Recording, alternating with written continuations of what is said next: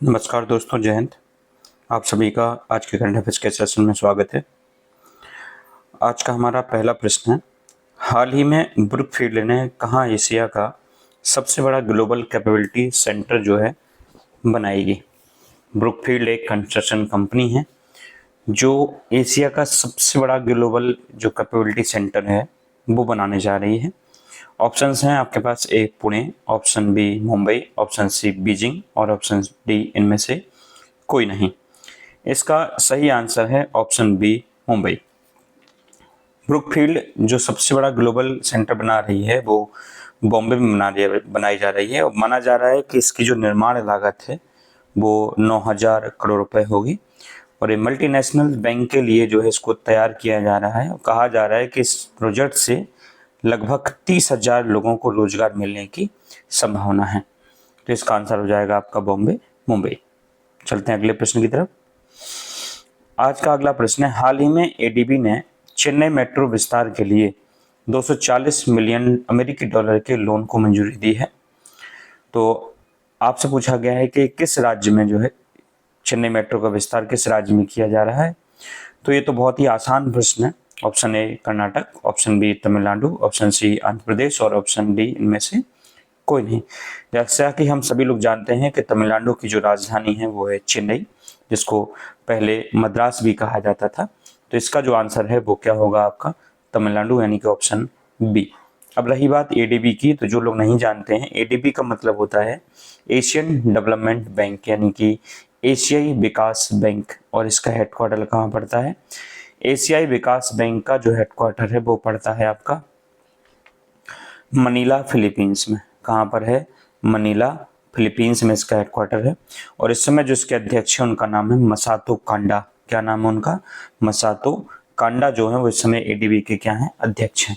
Clear? तो इसका answer हो जाएगा आंसर बॉम्बे। चेन्नई मेट्रो का विस्तार कहाँ हो रहा है? तमिलनाडु में। चलते हैं अगले प्रश्न की तरफ। आज का अगला प्रश्न है, हाल ही में आईपीएल के इतिहास में सबसे महंगे विदेशी खिलाड़ी कौन बने हैं? आईपीएल के इतिहास के सबसे महंगे विदेशी खिलाड़ी कौन बने हैं? तो इसका आंसर हो जाएगा आपका जो ऑप्शन ए है Cameron Green, option B Kartik Sharma, option C Matheesha Pathirana और ऑप्शन डी इनमें से कोई नहीं। अब चूंकि विदेशी खिलाड़ी हैं तो कार्तिक शर्मा तो एकदम बाहर ही हो गए इस लिस्ट से। अब दो लोग बचे हैं, कैमरून ग्रीन और मथीसा पथिराना। तो इसका सही आंसर है आपका कैमरून ग्रीन। ऑस्ट्रेलियन खिलाड़ी हैं और सबसे महंगे आईपीएल के इतिहास में अभी यही बिके हैं। ठीक है। इसके अलावा हमने पिछले वीडियो में बताया था कि जो WPL होता है उसके जो है सबसे महंगे खिलाड़ी कौन रही थी? वो थी दीप्ति शर्मा। WPL की सबसे महंगी खिलाड़ी कौन थी? दीप्ति शर्मा थी, और जो यूपी वॉरियर्स की तरफ से खेलती हैं और ये जो है आरसीबी की तरफ से खेलते हैं। क्लियर? चलते हैं अगले प्रश्न की तरफ। आज का अगला प्रश्न है, हाल ही में किस राज्य में किसानों के लिए कार्बन क्रेडिट योजना की शुरुआत की गई है? ठीक है। ऑप्शन है आपके पास Maharashtra, option B Uttar Pradesh, option C Madhya Pradesh और ऑप्शन डी इनमें से कोई नहीं। इसका सही आंसर है आपका option C Madhya Pradesh. Carbon credit योजना जो है उसकी शुरुआत किस राज्य के किसानों के लिए की गई है?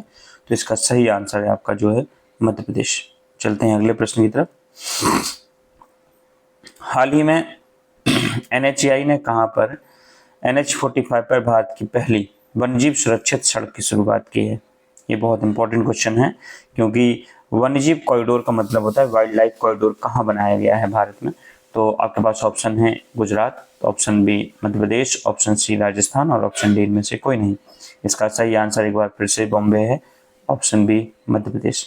NH45 पर भारत का पहला वन्यजीव सुरक्षित सड़क जो है वो निर्माण किया गया है और ये मध्य प्रदेश में स्थित है। ठीक है। आप जैसा कि जानते हैं सर्वाधिक वन वाला जो राज्य है वो मध्य प्रदेश है। इसको चीता राज्य और बाघ राज्य भी कहा जाता है। सबसे ज्यादा जो है टाइगर नेशनल पार्क जो है कहाँ पाए जाते हैं? मध्य प्रदेश में। सर्वाधिक बाघों की संख्या कहाँ है? मध्य प्रदेश में। सर्वाधिक चीतों की संख्या कहाँ है? मध्य प्रदेश में। सर्वाधिक वन कहाँ पे है? मध्य प्रदेश में। सर्वाधिक जनजातियां कहाँ रहती हैं? मध्य प्रदेश में। सर्वाधिक नदियां कौन से राज्य में बहती हैं? मध्य प्रदेश में बहती हैं। तो इतने क्वेश्चन आप मध्य प्रदेश को लेकर याद कर सकते हैं। चलते हैं अगले प्रश्न की तरफ। आज का अगला प्रश्न है, हाल ही में कौन अपने राष्ट्रीय व्यंजनों के लिए यूनेस्को मान्यता पाने वाला पहला देश बन गया है? यूनेस्को के द्वारा जो राष्ट्रीय व्यंजन के लिए या फूड इंडेक्स जो होता है उसमें पहला स्थान जो है वो मिला है इटली को। और इटली का एक शहर है जिसको दुनिया में सबसे बेस्ट जो है फूड के लिए जाना जाता है, जिसका नाम है नेपल्स। तो इटली का एक शहर है नेपल्स जो दुनिया का बेस्ट फूड सिटी माना गया है। और दुनिया में राष्ट्रीय व्यंजनों की यूनेस्को की मान्यता पाने वाला जो पहला देश बन गया है उसका नाम है इटली। और हमारी रैंक इस रैंकिंग में 5वीं है। ये याद रखिएगा कि भारत इस लिस्ट में कौन से नंबर पे आता है, तो भारत जो है वो 5वें नंबर पे आता है। ठीक है, चलते हैं अगले प्रश्न की तरफ। आज का अगला प्रश्न है, हाल ही में किस राज्य के ग्राम उत्सव में बाइसन हॉर्न मारिया नृत्य का प्रदर्शन किया गया है? आपको अंडरलाइन करना है बाइसन हॉर्न मारिया नृत्य। तो इसका ऑप्शन है आपके पास Orissa, option B Jharkhand, option C Chhattisgarh और ऑप्शन डी इनमें से कोई नहीं। इसका सही आंसर है आपका ऑप्शन सी छत्तीसगढ़। ठीक है, आगे बढ़ते हैं अगले प्रश्न की तरफ। आज का अगला प्रश्न है, हाल ही में प्रधानमंत्री मोदी ने किस देश के सर्वोच्च सम्मान से सम्मानित किया गया है? तो प्रधानमंत्री मोदी को ऑप्शन है आपके पास पेरू, जॉर्डन, इथोपिया और इनमें से कोई नहीं। इसका सही आंसर वैसे तो ये दोनों ही हैं, क्योंकि दोनों के सर्वोच्च सम्मान उनको एक के बाद एक मिले थे। तो चाहे आप जॉर्डन आ जाए ऑप्शन में या फिर इथोपिया आ जाए, जो कि थोड़ा अंतर था तो इसलिए दोनों ऑप्शन इस प्रश्न में हैं, लेकिन दोनों के ही सर्वोच्च सम्मान प्रधानमंत्री नरेंद्र मोदी को प्रदान किए गए हैं। ठीक है, चलते हैं आज के अगले प्रश्न की तरफ। आज का अगला प्रश्न है, हाल ही में कहाँ परमवीर दीर्घा का उद्घाटन किया गया है? ऑप्शन है ए मुंबई, ऑप्शन बी नई दिल्ली, ऑप्शन सी कोलकाता और ऑप्शन डी इनमें से कोई नहीं।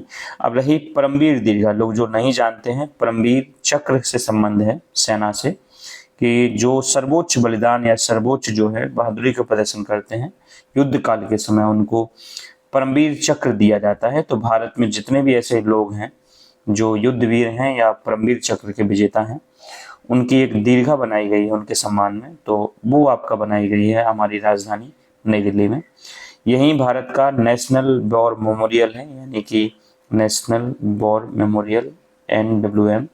ये भारत का कहाँ पर मौजूद है? नई दिल्ली मौजूद, इंडिया गेट के जस्ट पीछे ही बना हुआ है। इंडिया गेट भी सैनिकों के सम्मान में बनाया गया था, बस वो ब्रिटिश के द्वारा बनाया गया था। फर्स्ट वर्ल्ड वॉर में जो भारतीय सैनिक शहीद हुए थे उनके सम्मान में इंडिया गेट को 1921 में जो है बन के तैयार किया गया था, और उसको अज्ञात सैनिकों का स्मारक कहा जाता है। हालांकि अब आज़ादी के बाद से जितने भी भारतीय सैनिक शहीद हुए हैं भारत की रक्षा के लिए, उन सब के लिए नेशनल वॉर मेमोरियल बनाया गया है, जो इंडिया गेट है उसके जस्ट पीछे ही आपका लोकेटेड है। और वहीं पर परमवीर जो है दीर्घा बनाई जा रही है। तो इसका आंसर होगा आपका बॉम्बे नई दिल्ली। वर्तमान रक्षा मंत्री हमारे राजनाथ सिंह हैं। ठीक है, वर्तमान हमारे थल सेना अध्यक्ष जनरल उपेंद्र द्विवेदी हैं। वर्तमान जो हमारे जो है वायुसेना अध्यक्ष हैं वो आपको पता ही होगा कि जो हमारे वर्तमान वायुसेना अमरप्रीत सिंह हैं, और हमारे जो वर्तमान नौसेना हैं वो हैं दिनेश कुमार त्रिपाठी। और जो हमने एक पद जनरेट किया था इसका नाम था CDS, वो हैं लेफ्टिनेंट जनरल अनिल चौहान। और हमारे भारत के पहले CDS जो हेलीकॉप्टर क्रैश में जिनकी मृत्यु हुई थी, शहीद हुए थे, उनका नाम था जनरल बिपिन रावत। चलते हैं लास्ट प्रश्न की तरफ। आज का अंतिम प्रश्न है, हाल ही में झांसी किस राज्य का 23वां जिला बनाया जाएगा? अब इसको गलती से पढ़ लेना है, सही लिखा है झांसी ही है, झांसी नहीं है। तो किस राज्य का 23वां जिला बनेगा? तो ऑप्शन है आपके पास Karnataka, option B Haryana, option C Andhra Pradesh और ऑप्शन डी इनमें से कोई नहीं।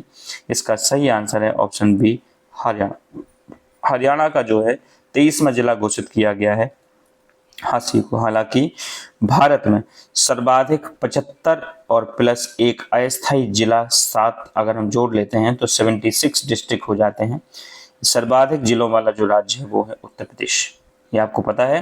और जिनको नहीं पता है कि भारत का 76वां अस्थायी जिला कौन सा है, तो उसका नाम है महाकुंभ क्षेत्र, जिसे 3 तहसीलें और 67 गांवों को मिला के बनाया जाता है। जब भी कुंभ लगेगा तो ये जिला एक्टिवेट हो जाएगा।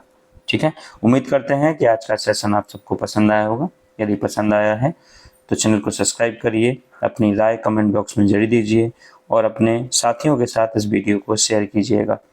आप सभी का बहुत बहुत धन्यवाद। पढ़ते रहिएगा, ख्याल रखिएगा। जय हिंद।